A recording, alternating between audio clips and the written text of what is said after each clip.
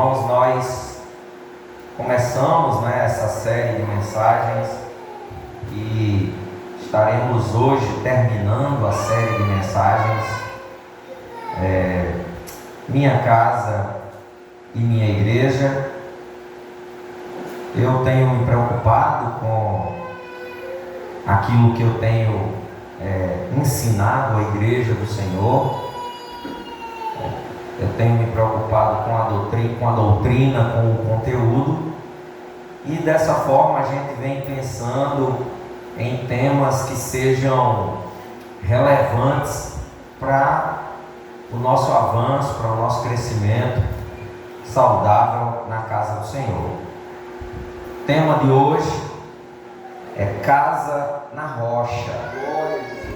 O texto aqui que nós lemos é um texto clássico. Aqui no capítulo de número 7 você tem o final do Sermão do Monte, o Sermão da Montanha. Aqui é o finalzinho, onde Jesus está reforçando tudo aquilo que ele havia ensinado desde o capítulo 5 de Mateus, que é o início do Sermão do Monte, até aqui o capítulo 7, que é a aplicação do Sermão do Monte,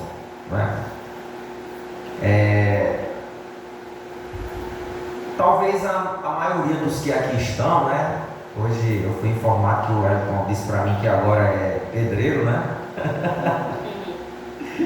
mas talvez a maioria de nós, não tenha a mínima ideia do que é necessário para construir uma casa, O Elton bateu assim: eu sou pedreiro. Eu digo: tá certo, é pedreiro.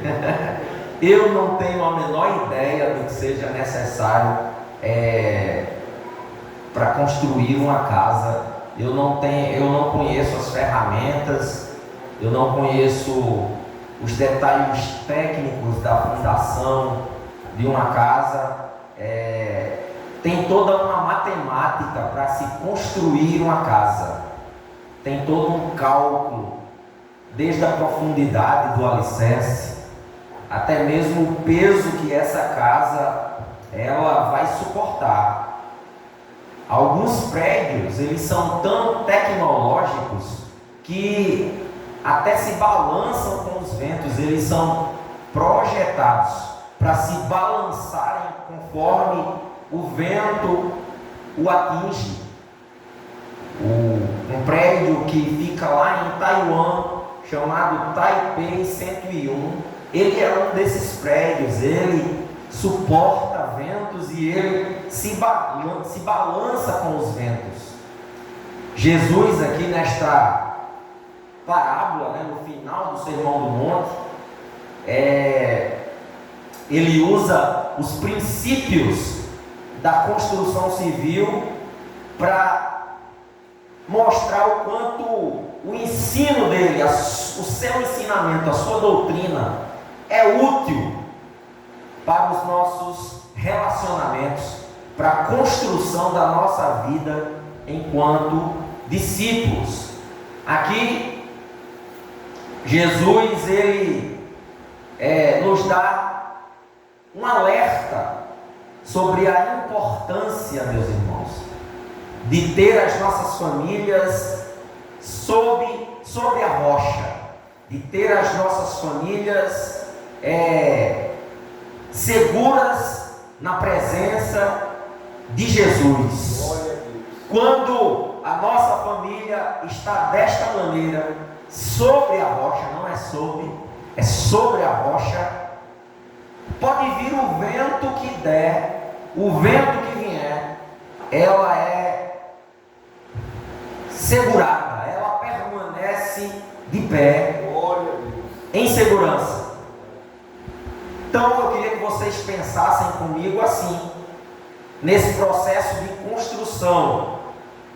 Mas o texto aqui, o que nos importa não é onde estamos construindo, mas como estamos construindo a nossa casa espiritual.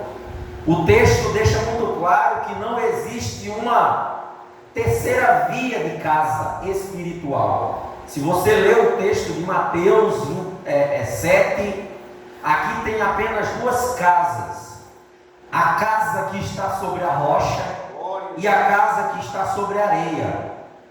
Elas podem até ser iguais, irmão, mas o que muda é o fundamento. Uma está sobre a areia, a outra está sobre a rocha. Então, dentro desse estudo bíblico aqui que eu quero trazer para os irmãos, e dentro da proposta Minha Casa, Minha Igreja, nós aqui vamos ser confrontados diante das várias verdades dentro deste texto. E aqui vai me chamar a atenção, aqui eu quero mais apontar aqui, é a questão da estabilidade espiritual, que começa dentro da nossa estrutura familiar. Esta segurança, ela começa dentro do seio da nossa família. O que eu quero dizer é que quando a nossa família, ela tem base sólida, nada pode derrubar a nossa casa. O vento pode até bater, mas ela não cai. Glória a Deus. Então, dentro desta perspectiva, eu queria aqui, dentro do que o texto pede, dentro do que o texto nos mostra, não estarei forçando o texto. Eu quero lhes apresentar aqui algumas características de uma casa sobre a rocha. Algumas características de uma casa que está fundamentada sobre a rocha. Esse texto, ele é muito claro aos olhos de quem lê o texto bíblico e aos olhos de quem prepara uma mensagem bíblica. Ele contém duas partes. Uma parte, a primeira parte é a casa que está edificada sobre a rocha, e a outra parte, a segunda parte desta mensagem é a casa que está edificada sobre a areia. Então, a primeira característica de uma casa que está edificada sobre a rocha é de uma pessoa que escuta, de uma casa, de uma pessoa, de um ser humano, de um crente que escuta a palavra de Deus e que pratica.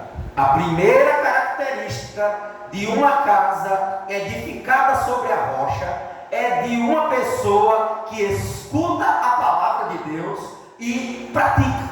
É muito claro isso, está aqui no texto. Todo aquele, pois, que escuta estas minhas palavras e as pratica. Escutar aqui no texto não é apenas ouvir. Escutar é dar consideração.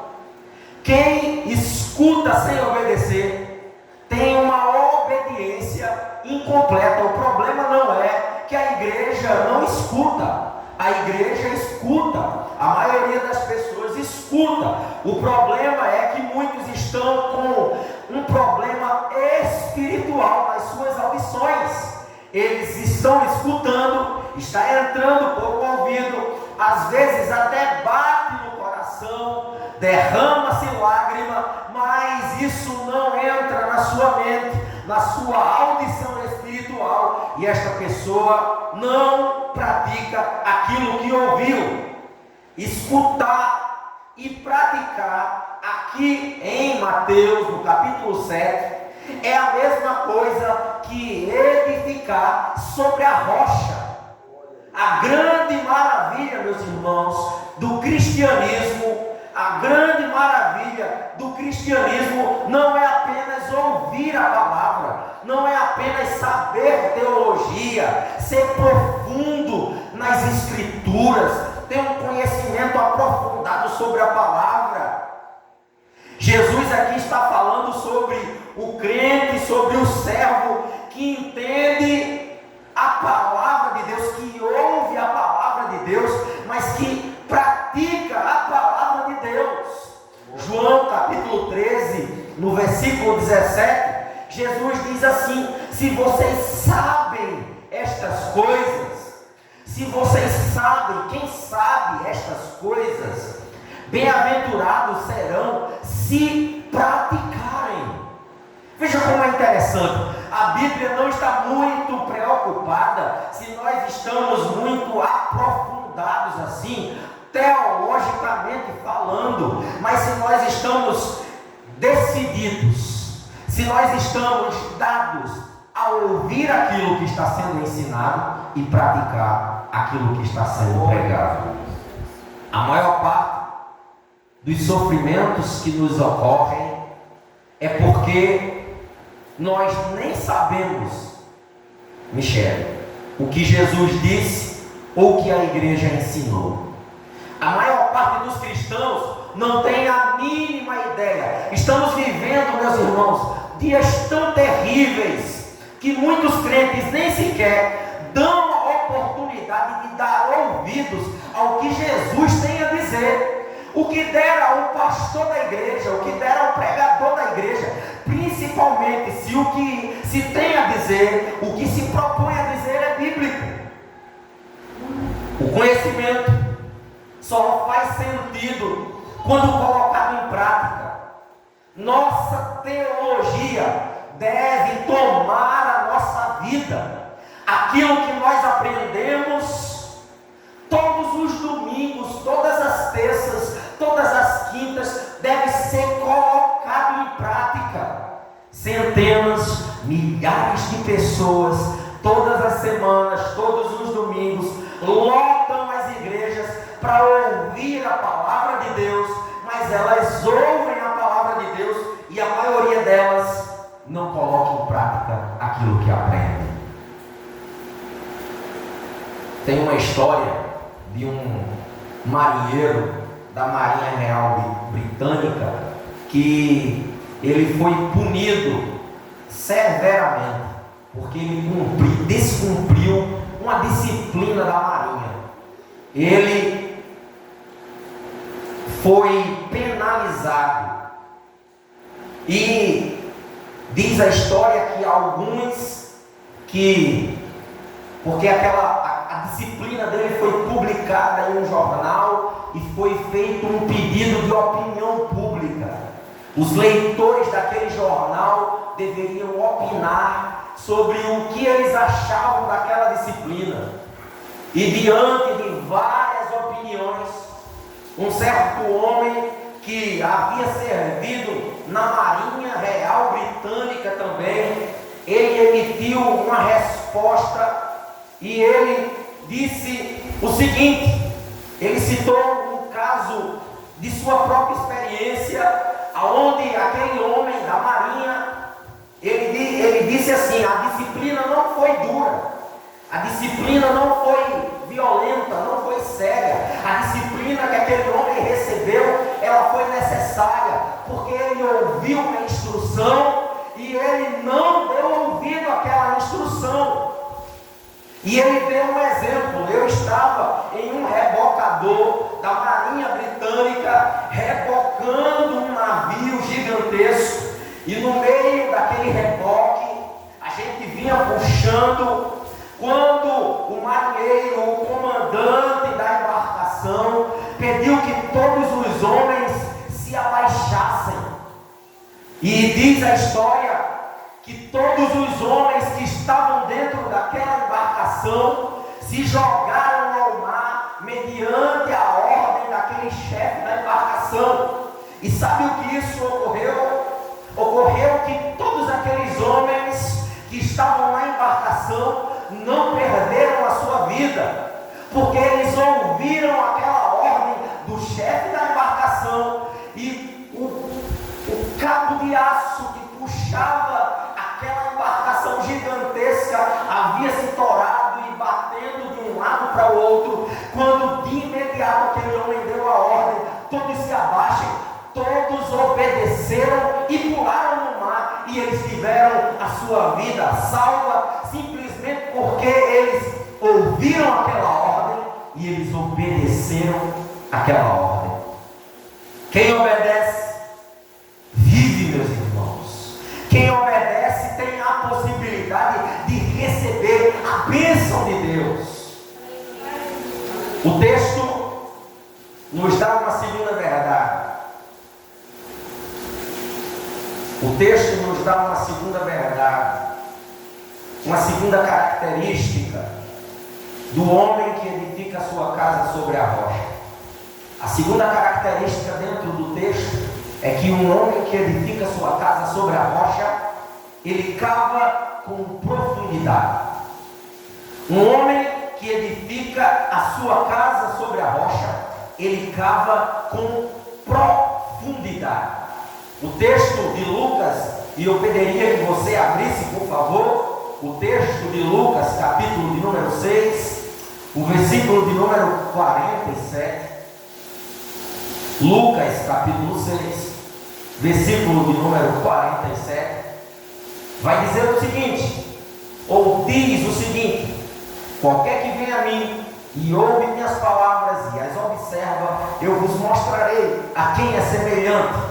É semelhante ao homem que edificou uma casa e cavou e abriu bem fundo. Um homem, a característica de um homem que edifica a sua casa, em segundo lugar, é a de um homem que cava em profundidade. Lucas nos dá uma nova informação aqui. Edificar sobre a rocha é caracterizado por uma pessoa que cava com profundidade para lançar a base, Bruno. Quem cava com profundidade tem a possibilidade de ter a segurança. Talvez aqui, quando Jesus estava terminando o Sermão do Monte, ele tenha pensado, ao dar esta parábola aqui, no texto de Provérbios, capítulo 10, versículo 25. Provérbios 10, 25 diz que o ímpio desaparece, assim como passa a tempestade, mas o justo tem um alicerce eterno.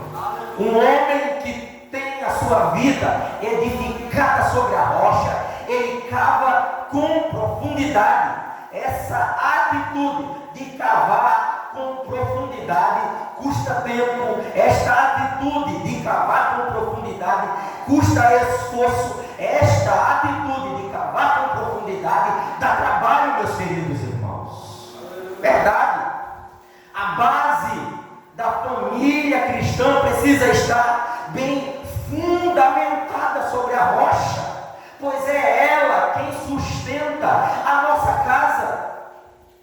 A maioria de nós, quando casou, quando pensou em casar, sonhava em montar a sua casa com tudo que uma casa possa ter: os melhores móveis, os melhores eletrodomésticos, a melhor cama, as melhores tecnologias, a casa, os porcelanatos da sala, o banheiro, tudo muito bem organizado. É o que a gente mais interessa na hora de montar e de casar. Agora, o crente, isso é tudo legítimo, meus irmãos. Porém, o crente em Jesus sabe que precisa de base na sua vida. Ele precisa de algo mais do que uma casa muito tecnológica. Ele precisa de alicerce. Ele precisa de algo que sustenta a sua edificação. Que realmente nós precisamos de algo que realmente pode nos manter de pé quando vem a crise no casamento. Um porcelanato muito bonito, quando vem a crise, ele não nos sustenta. Uma cama muito boa não nos sustenta. Eletrodoméstico muito bom não nos sustenta. Finanças muito afinadas não nos sustenta. O que sustenta a nossa casa é quando nós estamos com nosso alicerce cavado com profundidade. Ter muito conforto pode até trazer felicidade para a nossa alma. Pode. Agora, eu penso que isso não é a essência do que é a palavra de Deus. Porque a gente se ilude com a vida boa, a gente se ilude com a situação favorável e acha que aquilo ali é tudo. E muitas vezes estamos construindo a nossa felicidade no conforto, estamos construindo a nossa base em um salário abençoado, e isso mais cedo ou mais tarde vai se mostrar insuficiente para nos sustentar diante de Deus. Mais cedo ou mais tarde você vai perceber, eu vou perceber, que ter coisas não sustenta a nossa vida espiritualmente falando. O que precisamos nesta noite, debaixo do sangue de Jesus, é de um alicerce firme, profundo, fundamentado em Jesus de Nazaré.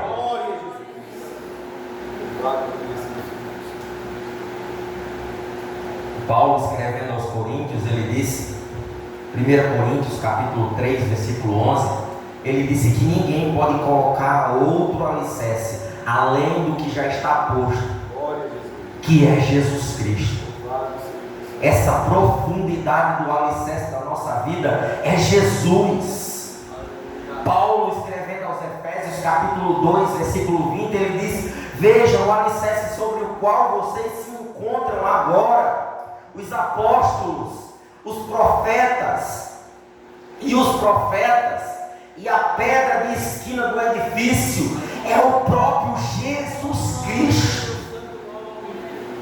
Jesus é o alicerce que nós estamos construindo a nossa casa, meus irmãos.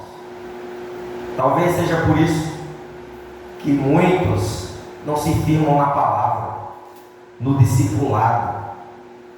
E aí o discipulado é raso e muitas vezes é quase inexistente.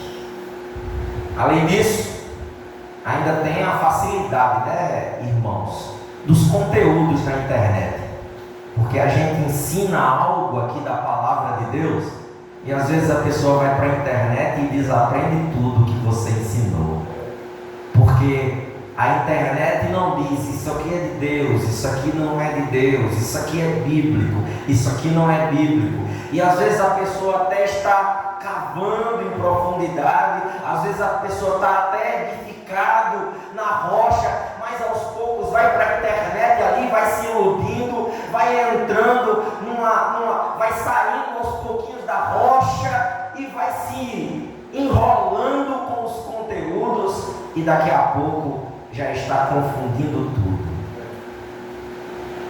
Muitos até crescem rapidamente, mas é de maneira superficial. Uma terceira característica, e ela também está no texto, de quem edifica a sua casa sobre a rocha. Eu queria que você olhasse para a sua Bíblia. O texto diz assim: todo aquele, pois, que escuta estas minhas palavras e as pratica, assemelhá-lo-ei ao homem prudente. A terceira característica de uma pessoa que edifica a sua casa sobre a rocha é de uma pessoa prudente. Prudente aqui é uma pessoa inteligente, irmã Samira. Prudente aqui é uma pessoa que tenha, e se você for olhar a palavra original aí, que é frônimos, a palavra para prudente é frônimos, é uma pessoa que tem sabedoria, é uma pessoa que é sensata, na sua prática, daquilo que está ouvindo. Não se trata aqui apenas de uma pessoa que tem conhecimento teórico, é uma pessoa que tem conhecimento teórico e prático. É um homem que constrói uma casa com base em algo inteligente, inteligível, que ele compreendeu. Ele não está aqui na igreja porque ele sabe o que ele está fazendo, ele sabe para que foi chamado. O homem sábio, ele constrói uma casa que resiste a tudo. Ele sabe que não está construindo sobre a areia. O homem sábio, e diz a palavra de Deus, que ele chega a ser mais sábio que os doutores deste mundo. O homem sábio, ele sabe para qual motivo que ele age com prudência.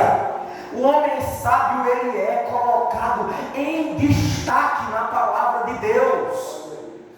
O Salmo 119, ele diz, 119:99, ele diz: compreendo mais do que os meus mestres.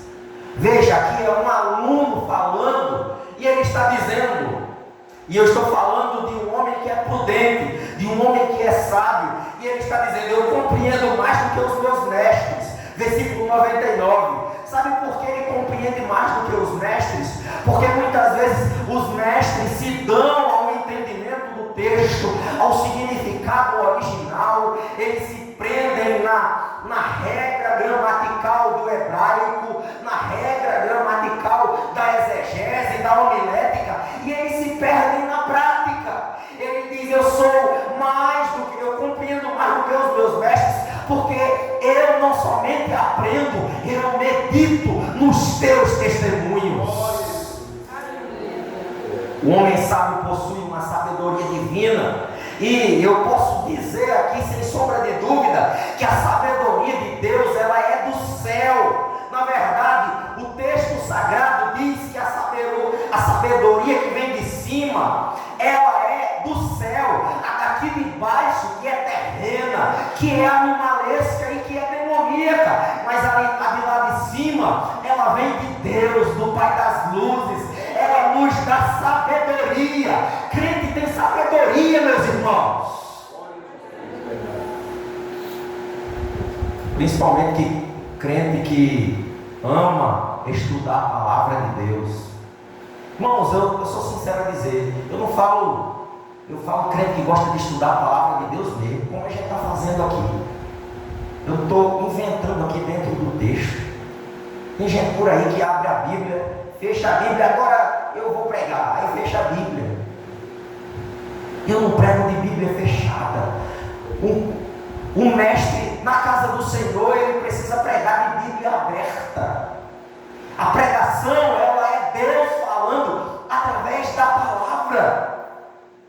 A pregação não é o pregador, não são as falas do pregador que vai edificar a sua vida, é a palavra de Deus. Por isso que a sabedoria que vem é do alto. Tiago 3,13, ele diz: quem entre vós é sábio e inteligente, mostre em mansidão de sabedoria, mediante condigno proceder às suas obras. Versículo 14 diz: se pelo contrário tendes em vosso coração inveja, amargura, sentimento faccioso, nem vos glorie disso, nem mintais contra a verdade. Versículo 15 diz: esta não é a sabedoria que desce lá do Pai, lá do alto, antes ela é terrena, ela é animal e demoníaca. Pois onde há inveja, sentimento faccioso, aí há confusão de toda espécie de coisas ruins. A sabedoria, porém, lá do alto, ela é primeiramente pura, depois pacífica, indulgente, tratável, plena de misericórdia, de bons frutos, imparcial, sem fingimento. Isso aqui é ser sábio de acordo com a palavra de Deus, meus irmãos. Glória a Jesus. Quem é sábio recebe do alto e recebe algo que é puro. Depois, pacífico, indulgente, tratável, pleno de misericórdia, de bons frutos, imparcial e sem fingimentos. Lucas diz claramente, em Lucas 16:8, os filhos do mundo, eles são mais espertos na sua própria geração do que os filhos da luz. A gente fala aqui de sabedoria, e o texto da Naá usa espertos, e a gente está falando aqui de prudência, Mas a verdade é que muitos dos filhos das trevas são mais espertos do que nós. Porque, não vou dizer que todos ou que muita gente, mas tem gente que abre mão do culto de doutrina para assistir a novela. Os filhos das trevas, os filhos do mundo, o carnaval vai começar agora em fevereiro, não é? Eles já estão ensaiando desde o carnaval passado para fazer os seus trabalhos perfeitos. O texto deixa claro que os filhos do mundo são prudentes. Eles se preocupam muitas vezes em educar seus filhos, em guardar tesouros para eles. Eles até se gloriam dos feitos que eles fazem. Quero conclamar vocês aqui, meus irmãos. Nós precisamos ser melhores. Nossa maneira de viver precisa ser superior. Os nossos filhos precisam ser diferentes dos filhos do mundo. Precisamos impactar. Pastor Eugene Peterson, na paráfrase a mensagem, ele parafraseia o texto assim: mas se vocês usarem minhas palavras apenas para fazer estudo bíblico, sem nunca aplicá-las à sua própria vida, não passarão de pedreiros tolos.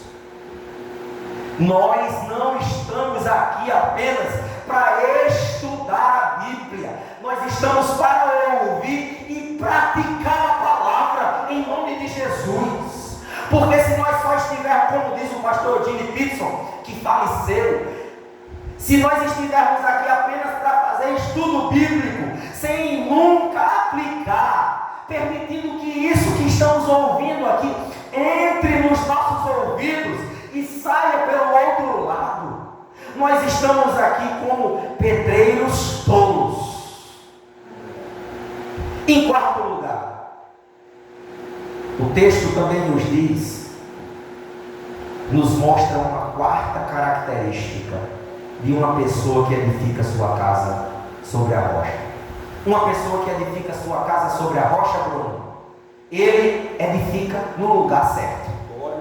O texto é muito claro, porque o versículo 25 diz: a casa estava edificada sobre a rocha. Sobre a rocha. Pergunto para os irmãos, por que algumas construções caem? Prédios imponentes vão ao chão. Eu ia pesquisar alguns, mas eu não tive tempo. Mas a construção civil tem vários relatos, aqui no Brasil mesmo, de prédios que sofreram acidentes severos. Esses dias uma construção de um primeiro andar caiu lá perto de Tirol. Inclusive um senhor de idade vinha passando, a base do primeiro andar caiu sobre ele e ele perdeu a sua vida. Por quê? Essas construções caem. Muitas vezes não caem pela qualidade do material. Não é porque choveu muito, não é porque o vento é muito forte, mas é por causa do lugar. É por causa do lugar. Quantas casas maravilhosas estão caindo, meus irmãos? Porque não construiu no lugar certo. Quantos cantores da música gospel têm caído? Quantos pregadores têm caído? Têm abandonado o evangelho para ensinar um evangelho de areia, um evangelho não de rocha. Quantos homens e mulheres espalhados pela igreja têm desistido da caminhada da fé? São tantos motivos, Wellington.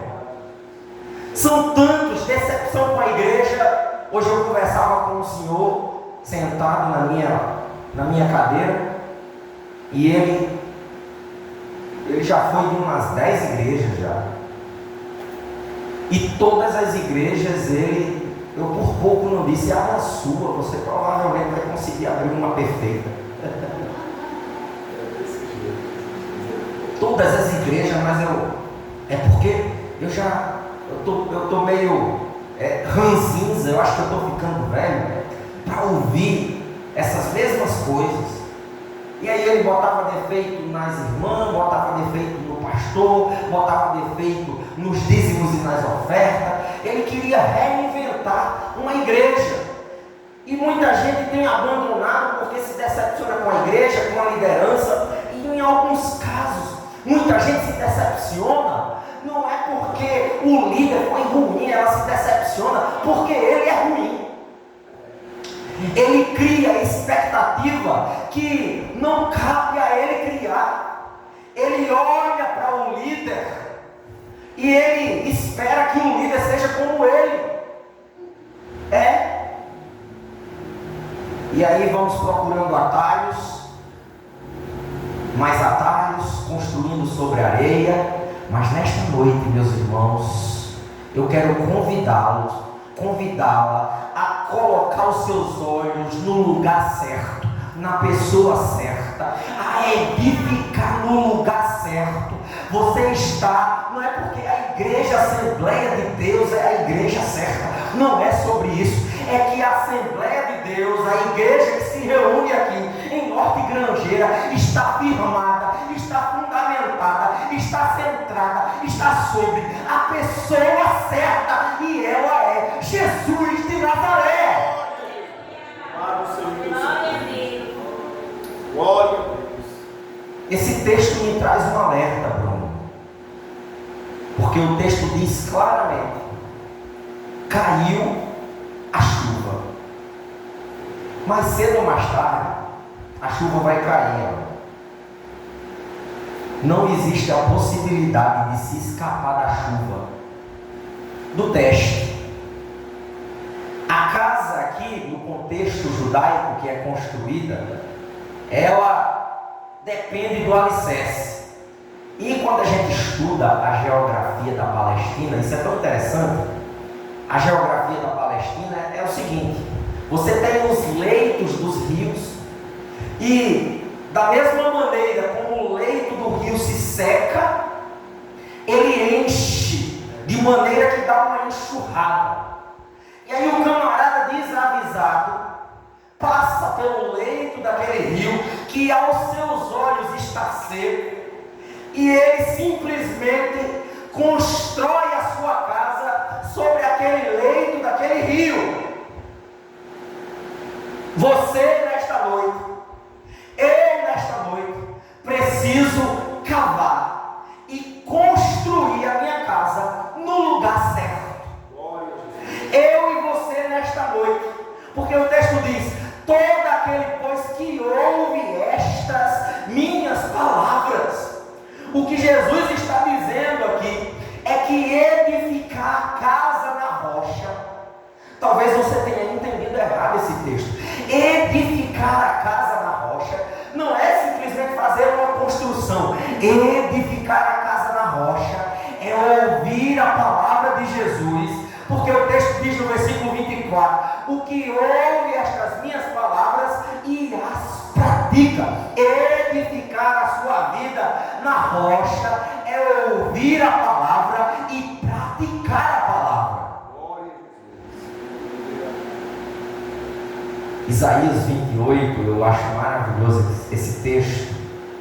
Diz: portanto, assim diz o Senhor Deus: eis que ponho em Sião uma pedra já provada. Olha só que maravilha. O texto diz que a pedra provada, pedra preciosa, pedra angular, solidamente assentada, e aquele que crê não foge. Quem está sentado nesta pedra, quem está fundamentado nesta pedra, quando a luta bate em sua porta, ele ou ela está seguro. Porque a prova bate em ambas as casas. Você pode morar no Brasil ser rico ou pobre, ser alto ou baixo, negro ou branco. Pode dizer negro? Pode. Pode, né? Não pode dizer o outro, né? Não pode não, né? Eu não sei porque faz parte do português, mas não vou dizer não. Então, você pode ser de onde você for. O vento vai bater, a chuva vai bater, e vai depender de onde você está com a sua casa assentada. Glória a Deus. São os rios que transbordam quando nós menos esperamos. Aí acontece aquele acidente, aí acontece determinada coisa, e eu não estou aqui colocando medo nos irmãos, eu estou falando aqui de algo que é uma realidade, meus irmãos. Ano passado estava eu parado no sinal, esperando abrir, veio um abençoado no Uber e bateu em mim, aqui pegou na minha perna. Eu passei vários meses com a minha perna esquerda roxa e doendo. Graças a Deus ele bateu, eu caí na hora no meio da pista. Ele caiu lá no outro lado da rua, vinha com o passageiro e ele ia cortar o sinal. Do nada eu ia buscar Michele. As coisas acontecem. São os rios que transbordam sobre a nossa casa. São os ventos que nos batem, muitas vezes nem sabemos de onde vem. Eles batem com força e eles tentam derrubar a nossa vida espiritual. Mas em nome de Jesus de Nazaré, se você e eu estivermos com a nossa casa no lugar certo, pode vir o vento que vier, você vai estar seguro na pessoa de Jesus.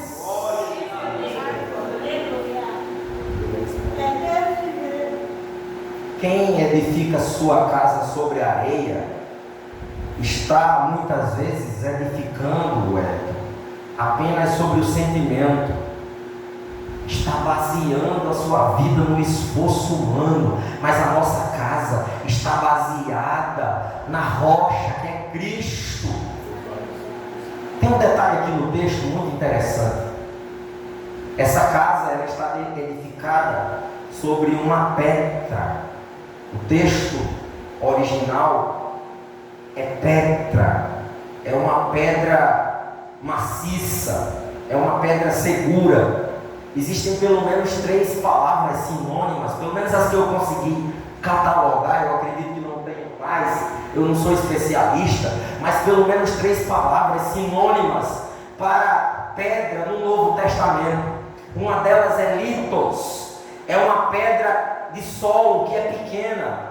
A outra pedra que é sinônimo de Petra é espilas, que é uma rocha no meio do mar. O texto do Novo Testamento mostra esta espila. Metaforicamente, essa rocha ela aponta para homens que atrapalham a obra do Senhor, que são como rochas submersas ali no meio do mar e atrapalham a vida das pessoas. Mas ainda tem uma terceira palavra no Novo Testamento para sinônimo de Petra, que é Cefos. Cefos é uma pedra lisa e pequena. Entretanto, o texto não está dizendo que a nossa casa está sobre uma litos, uma pedra pequena. O texto não está dizendo que a nossa casa está sobre uma espilas, uma rocha no meio do mar que atrapalha. O texto não está dizendo que a nossa casa está sobre uma Cefos. O texto está dizendo que a nossa casa está sobre uma pedra, está sobre uma rocha maciça, uma rocha segura. A nossa casa, a nossa vida está sobre a palavra de Deus, meus queridos. Agora, a gente conclui essa mensagem, eu vou ser bem rápido, para não cansar os irmãos. O texto também nos dá características de quem edifica sua casa sobre areia. Tem várias. Eu tentei ser expositivo nesse texto, porque eu acho que o texto é precioso. E às vezes a gente acha sem necessidade de analisar no texto alguns detalhes, mas às vezes nós estamos cometendo erros básicos por falta de conhecimento. E quando nós olhamos a partir da palavra de Deus, Jesus define como erro algumas coisas aqui na palavra, e quando nós olhamos para a palavra, nós somos confrontados. A primeira característica de quem fundamenta a sua casa na areia é que, é muito claro isso aqui no texto. O versículo 26 diz: aquele que ouve estas minhas palavras e não as cumpre e não as pratica. Quem ouve a palavra de Deus e rejeita a palavra de Deus é uma pessoa que edifica a sua casa sobre areia. Jeremias capítulo 8, versículo 9 diz que os sábios serão envergonhados, aterrorizados e presos. Eis que rejeitaram a palavra do Senhor. Eis que rejeitaram a palavra do Senhor. Que sabedoria é essa que eles têm? Jeremias capítulo 8, versículo 9. Muitas pessoas nos dias atuais estão aqui como o povo de Deus nesse contexto de Jeremias. Estão perdidos no conhecimento de Deus. Estão sendo enganados com o falso evangelho, que é fruto de homens maus intencionados.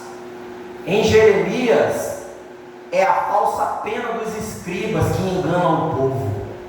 Nos dias de hoje temos os falsos pregadores com os falsos evangelhos que lotam as igrejas com um evangelho que não é o verdadeiro, que fundamenta as pessoas no erro, que leva as pessoas a rejeitar a palavra de Deus. Ontem eu estava pregando para uma pessoa o evangelho, um jovem, e ele disse para mim, sabe o quê? Que estava desviado dos caminhos do Senhor. Aí eu comecei a pregar para ele, e ele disse, não, mas está tudo bem comigo, eu continuo pregando o evangelho lá na minha academia. Aí ele disse, só que agora eu não prego mais como eu era da igreja. Ele disse assim, eu até anotei, eu prego do meu jeito, a pregação vem de mim mesmo. Disse desse jeito, então eu anotei. A mensagem daquele jovem não vem da revelação da palavra de Deus, mas daquilo que ele acredita ser a palavra de Deus. Depois você lê Jeremias capítulo 8 e você vai ver. Vem muitas vezes da pena do escritor que escreve livros de engano, e vem muitas vezes dos púlpitos que pregam uma palavra que é distorcida. Paulo, escrevendo à igreja de Corinto, ele disse, 1 Coríntios 1,18, ele disse, certamente a palavra da cruz é loucura para os que se perdem. A palavra da cruz é loucura para os que se perdem, mas para nós que somos salvos, ela é poder de Deus. Quem rejeita a palavra de Deus é loucura. Vir para aqui em uma quinta-feira, como nós estamos aqui, uma quinta-feira chuvosa e gostosa, né? Diante desse calor. Em 2 Coríntios, Paulo diz para aquela igreja de Coríntios que nós somos um aroma refrescante e saudável de Cristo. Paulo, escrevendo aos Coríntios, ele diz isso. Agora, os que rejeitam o evangelho, quando perto de nós eles chegam, Paulo diz que sentem um odor de morte. O olfato espiritual de algumas pessoas é alterado quando chega perto de nós.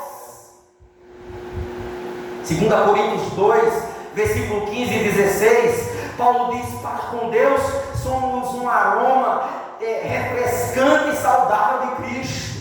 Quando Cristo chega, aquele que ama a sua palavra, nós somos um aroma refrescante e saudável de Cristo, um perfume, tanto para os salvos como para os que estão se perdendo.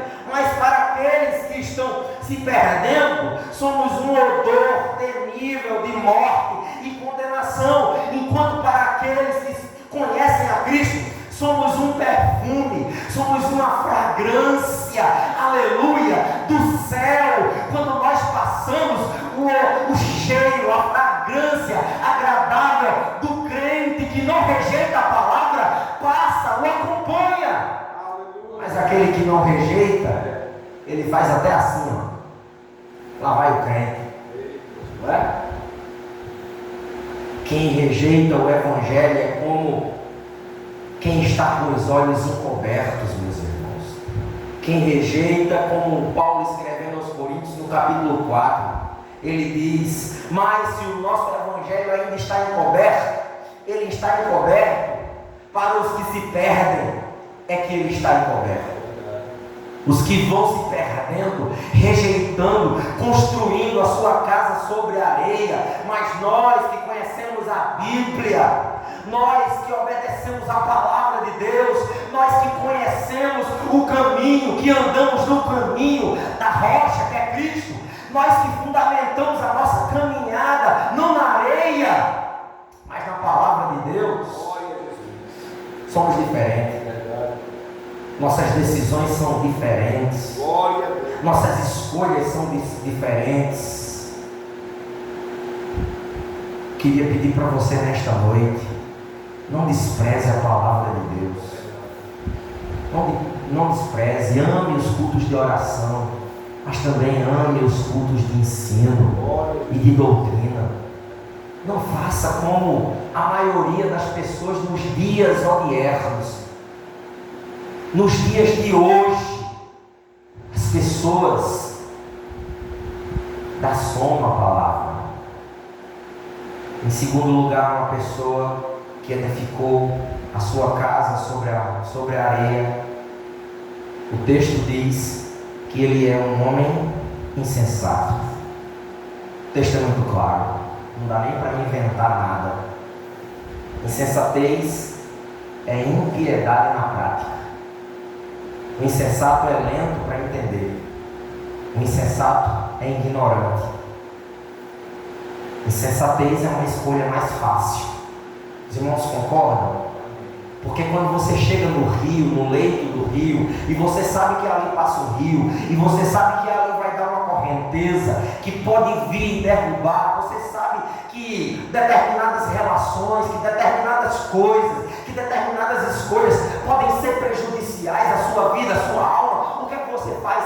Você dá uma ré, você renuncia, você não vai, você não faz, porque você sabe que isso é perigoso. Mas aí a escolha mais fácil é levantar a sua casa sem cavar fundo. Provérbios 1:22 diz que o insensato odeia o conhecimento que dá vida. Paulo escrevendo aos Gálatas no capítulo 3, e eu penso que é isso que tem acontecido, porque os Gálatas começaram bem, muitas igrejas começam bem, mas parece que ocorre um enfeitiçamento, é um candomblé, alguma coisa assim, na cabeça das pessoas, e elas ficam enfeitiçadas, e elas passam a abandonar o evangelho verdadeiro, puro, e caminham no caminho da insensatez. Um homem que edifica a sua casa sobre a areia, o texto nos diz uma terceira verdade, que ele está sujeito às mesmas dificuldades de quem edifica a sua casa sobre a rocha. Eu tenho certeza, meus queridos irmãos, se uma pessoa soubesse que a qualquer momento a sua casa poderia cair por falta de cuidado, por falta da sua atenção na construção, eu acho que ela daria um cuidado melhor na sua maneira de construir a sua caminhada. Mas cedo ou mais tarde, a provação vai chegar, meus irmãos. E esse construtor vai perceber que sua casa está prestes a cair. Ele ou ela não vai suportar quando a prova vier sobre a sua vida. Ele vai desistir pelo fato de sua vida, o terreno da sua casa não tem terra profunda, não tem algo sólido. Eu já ouvi algumas pessoas dizerem que depois de crente, eles passaram a ser mais provados, passaram a ter mais provas. A verdade, meus irmãos, é que ser crente não nos imuniza. Tinha muita gente na pandemia que deixou de tomar as vacinas porque disse: eu sou crente, Jesus vai me salvar. Ele salvou realmente muitos que não tomaram, mas muitos poderiam estar vivos e não tomaram, com essa conversa, né? E perderam as suas vidas. Nós não estamos imunizados, não estamos. Quarta e penúltima característica de quem edifica sobre a areia é que sua casa não tem selo de aprovação. Quem constrói sobre a areia não tem selo de aprovação. Quando se compra uma casa, existe uma avaliação daquela casa e se realmente ela vale a pena. O valor que é estabelecido, não é assim? Quem já comprou uma casa, existem órgãos como o CREA que avalia a arquitetura, se a obra foi assinada por um engenheiro ou não. Tem toda uma avaliação, todo um processo de aprovação para ver se realmente ela tem o selo de aprovação e se ela vale o que a pessoa está pedindo. A casa do texto explanado, ela não tem garantia. É aquela casa da Shopee, meus irmãos. Vai cair a qualquer momento. Não tem segurança. A casa construída pela areia não tem selo do céu, porque os processos foram negligenciados, coisas importantes foram abandonadas. Ela não teve Cristo como base da sua estrutura. Ainda bem que tudo que nós fazemos, tudo que nós fizermos para o Senhor, Ele sabe como foi feito. Todo cristão tem de Deus um selo invisível em sua vida, e Ele sabe quando está sendo aprovado ou não por Deus. Eu sei quando estou sendo aprovado ou não por Deus.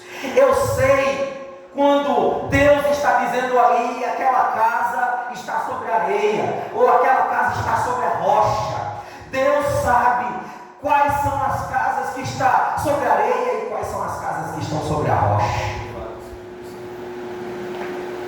Essa casa, para nós concluirmos, está construída sobre a areia e ela tem mais uma característica. Diferente da que foi construída sobre a rocha, que tem toda capacidade de ficar em pé, esta casa construída sobre a areia, ela não pode ficar de pé. Esta é a característica desta casa. Não adianta tentar insistir, ela não pode ficar de pé. Por isso que eu digo aqui, não adianta insistir naquilo que nós já sabemos que não dá certo. Quem resolve construir sobre a areia tem uma única certeza: sua casa vai cair. Tem muita gente que está só aguardando o momento, meus irmãos, porque está brincando com a sua vida espiritual, e a certeza é de que quem constrói sobre a areia, sua casa vai cair. E Jesus ainda diz assim, de maneira muito dura: sendo grande a sua ruína, sem fundamento sua família não poderá sobreviver diante dos ventos da modernidade. Sem fundamento, sua casa não fica de pé. É preciso que a gente aprenda com esse construtor e que venhamos tomar decisões diferentes da dele. É preciso que nós aprendamos aqui nesta noite que para que a nossa casa permaneça de pé, não devemos construir a nossa caminhada na superficialidade. Não devemos construir a nossa vida de oração sobre areia, a nossa vida de comunhão sobre areia, a nossa vida de ministério sobre areia. Precisamos lançar o fundamento ou ficar sobre o fundamento da palavra de Deus. Tiago diz que a fé sem obras ela é morta, e sem praticar a palavra de Deus, meus irmãos, nós seremos apenas meros falantes da Bíblia.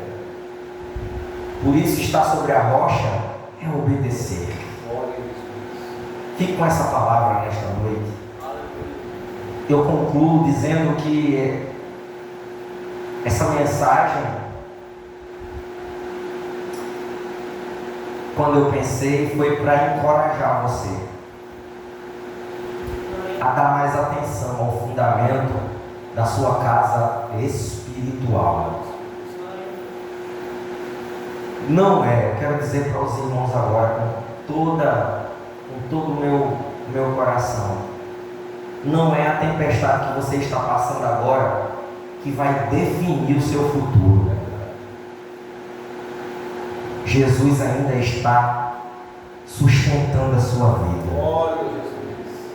Tempestades podem até balançar você, podem até tirar o seu sono, podem até sacudir a sua vida, mas elas vão vir e você vai ficar de pé, porque você está sobre a rocha. Dentro desta série Minha Casa, Minha Igreja, nós fomos encorajados a ser mestres de nossos filhos e a entender que servir a Deus é uma decisão particular de cada crente. Por isso, ressaltamos na semana passada, eu e minha casa serviremos ao Senhor. E nesta noite, eu termino dizendo que você e que eu precisamos obedecer a palavra de Deus. De uma vez por todas, firmar a nossa casa na rocha, no alicerce seguro que é Cristo. Que Deus te ajude, que Deus nos ajude, meu irmão, minha irmã, para não nos tornarmos meros ouvintes de pregação, consumidores de culto, que venhamos cavar fundo, edificar nossas casas no alicerce seguro que é a palavra de Deus. Que nesta noite as nossas casas espirituais estejam fundamentadas na palavra de Deus, na palavra de Deus, na palavra de Deus. Fica de pé em nome de Jesus.